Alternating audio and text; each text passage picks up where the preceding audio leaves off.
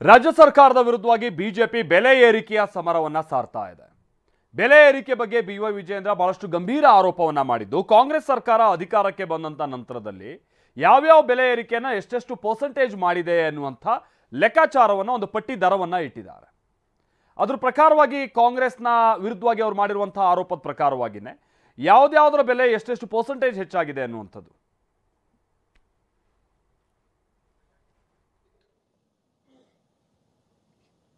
ಎಲ್ಲ ರಂಗದಲ್ಲೂ ಕೂಡ ದರವನ್ನು ಹೆಚ್ಚನ್ನು ಮಾಡಿರ್ತಕ್ಕಂಥ ಕೀರ್ತಿ ಕಾಂಗ್ರೆಸ್ ಸರ್ಕಾರಕ್ಕೆ ಸಲ್ತದೆ. ಹಾಲಿನ ದರ ಶೇಕಡ 15% ಜಾಸ್ತಿ ಆಗಿದೆ. ಆದರೆ ಮತ್ತೊಂದು ಕಡೆ ಕಾಂಗ್ರೆಸ್ ಸರ್ಕಾರ ಬಂದು 2 ವರ್ಷಗಳಲ್ಲಿ ಎರಡನೇ ಬಾರಿಗೆ ಮತ್ತೆ ಹಾಲಿನ ದರ ಜಾಸ್ತಿ ಮಾಡಬೇಕು, ವಿದ್ಯುತ್ ದರವನ್ನು ಜಾಸ್ತಿ ಮಾಡಬೇಕು, ಈ ರೀತಿ ಚರ್ಚೆಗಳು ಸರ್ಕಾರ ಮಟ್ಟದಲ್ಲಿ ಈಗಾಗಲೇ ಪ್ರಾರಂಭ ಆಗಿದೆ. ಪ್ರಾಪರ್ಟಿ ರಿಜಿಸ್ಟ್ರೇಷನ್ ಫೀಸ್ ಶೇಕಡ 600% ಅಷ್ಟು ಜಾಸ್ತಿ ಆಗಿದೆ. Property guidance value it's up by 30%. ಶೇಕಡ 30ರಷ್ಟು ಪ್ರಾಪರ್ಟಿಗಳ ಆಸ್ತಿಗಳ ಗೈಡೆನ್ಸ್ ವ್ಯಾಲ್ಯೂ ಕೂಡ ಜಾಸ್ತಿ ಆಗಿದೆ.